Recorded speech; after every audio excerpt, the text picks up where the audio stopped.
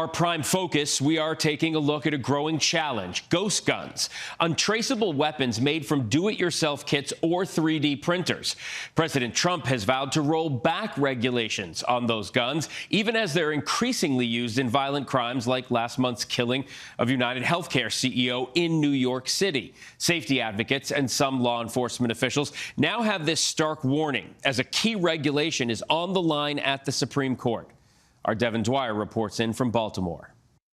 This is our gun reference room where we basically keep almost one of every type and caliber of weapon that we seize.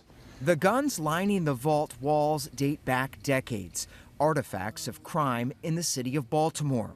Their serial numbers a marker of where the firearms came from. A growing number have none at all. This space that you see right here are all of our ghost guns, which are private manufactured firearms where you can buy the pieces online, put them together, and you've got a fully assembled firearm that's untraceable because there's no serial numbers. So these are ghost guns. Even this high-powered rifle, you're saying, was made from a kit? Yes. With no age limit or background check? Correct. Ghost guns have been exploding in popularity nationwide, often built from easy-to-assemble kits available online. Many are later recovered from the scenes of deadly accidents and violent attacks. Last month, a convicted felon allegedly shot and critically wounded 2 kindergarten children on a school playground in California with a ghost gun. That same day across the country in New York City, another man equipped with a homemade gun allegedly assassinated the United Healthcare CEO on a sidewalk. He definitely did not want to get caught. His use of a ghost gun was part of that strategy, that it minimized potential links of him to this crime. Daniel Webster, who studied gun violence for over 30 years, says gun part kits have created a huge back door that lets kids and criminals evade the law. Anyone, a felon, a teenager, anybody could order a kit online and within an hour and some handy instructions from YouTube, put together their own working firearm. It goes around every law, federal and state, that has been designed to keep guns out of people that it's broadly agreed are too dangerous to have them. If you're prevented from buying them, now you can just make them. Exactly. And it's not just bad guys. Until recently, do-it-yourself gun kits like this one, assembled in as little as 30 to 40 minutes, have been especially popular with teenagers.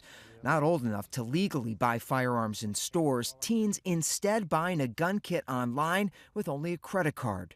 This industry is really undermining parents' ability to keep their kids safe and arming teenagers in a way that the laws are really set up to prevent. This business model is circumventing in such a dangerous way. It has devastated families in nearly every state. Teens shooting teens with guns made at home. A 15-year-old killed at a corner store near Philly. 2 teens murdered in Virginia after a fight on social media. At a Maryland high school, a 10th grader nearly killed in a student bathroom. Outside Detroit in May 2021, Guy Boyd was accidentally shot in the face by his then best friend. He nearly died and lost his eye. Ghost guns, it's in the name. It's a gun. It's a firearm. It's a projectile. It's something that can take somebody's life or almost take somebody's life in my scenario. I just can't imagine thinking that this is not a gun. Guy is proof. I mean, you can look at him. I can give you, the thick medical records that we have just from 3.5 years of this. The firearm industry insists gun kits do not meet the legal definition of a gun. Cody Wilson, owner and founder of one of the largest do-it-yourself gun kit manufacturers, argues kit sales should not be restricted. We don't sell firearms, right? So my company will never have a federal firearms license and therefore will never perform the NICS background check. But the sudden and skyrocketing rise of ghost guns recovered from crime scenes has alarmed law enforcement groups and legislators, up nearly 17-fold between 2017 and 2023, according to the Justice Department. Kits really are the crux of the problem when we're talking about ghost guns. Absolutely. In terms of volume, how many went out there, and in terms of cost. What I want to underscore about this is This was a low-cost, low-risk consumer product in the criminal marketplace. It's not hard to put together. The Biden administration in 2022 ordered a crackdown requiring all sellers of gun kits to include serial numbers and conduct age and background checks of buyers. Many states and cities doubled down with their own laws. In the city of Baltimore, the impact was stark. The number of ghost guns recovered by law enforcement had been rising from 12 in 2018 to more than 500 in 2022. After the new restrictions were imposed, a sharp decline. What I hear you saying is Baltimore is something of a success story. I think absolutely it is. Yes. I want to underscore just how sharp that increase was prior to these policies going into place. And you see an abrupt change in a slope going exactly the other direction. It's not going out on a limb to say that there's a cause effect there.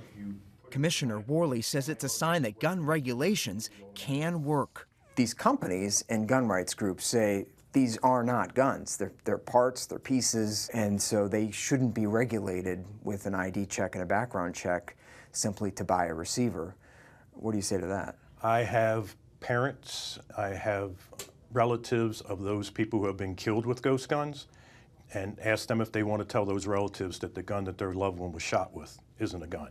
But the reduction in ghost guns in Baltimore and other cities and states faces a big test this spring at the U.S. Supreme Court. In the next few months, the justices will decide whether requiring gun kits to be treated like any other gun for sale is legal under federal law. Manufacturers like Cody Wilson plan to push the boundaries of gun rights regardless. And we've been developing technology in this direction, digital and physical or mechanical technologies to help you make firearms, design your own firearms, reproduce your own firearms. There's going to be organizations like mine advocating for the expansion of the technology against organizations like, on the side of the government who would like to restrict it. How devastating do you think it'll be if the Supreme Court strikes down the federal regulation on selling gun kits online? I think we'll probably go back to more and more being sold, and then each state having to take it into their own hands, just like Baltimore City did. All right, Devin Dwyer, thank you.